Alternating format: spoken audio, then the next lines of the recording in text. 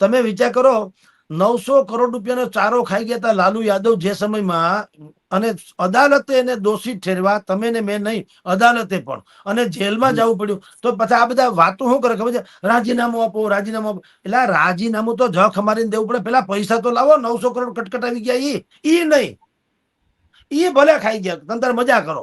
કારણ કે ક્યાં બાપાના છે? એ તો સરકારના પ્રજાના છે ને. તો લાવો, મને આપો 500 કરોડ, પછી હું રાજીનામું આપી દી, છાપાથી માંડીને ટીવી સુધીમાં બધામાંથી. આવું હોય પછી? પેલા કાવડિયા તો ઓકાવવા પડે કે નહીં? કે ભાઈ તમે જે પૈસા ખાઈ ગયા પ્રજાના, પેલા તો તમારી તમામ સંપત્તિ બંપત્તિ વેચીને પેલા પૈસા જમા કરાવો, અને પછી તમને સજા આપવી જોઈએ. આ તમે જો પ્રધાનોની મજા કેવી છે. નરેન્દ્ર મોદી આગલે દાડે કે અજીત પવાર ખાલી નામ જ નતું લીધું, પણ 25,000 કરોડનું કૌભાંડ કર્યું છે.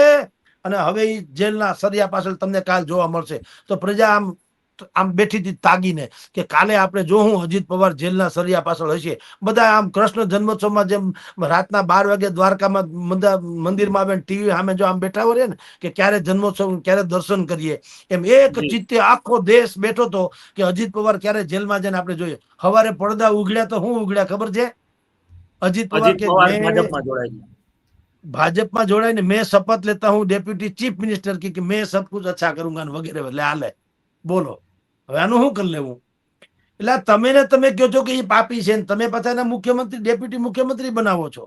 એટલે જનતાના નામે, લોકતંત્રને શુદ્ધિકરણના નામે જે અત્યારે ફાઇટિંગ ચાલે છે, એ શાસક વિપક્ષને એકબીજા સામે સ્કોર કરવાની વાત છે. પ્રજાની વાત છોડો.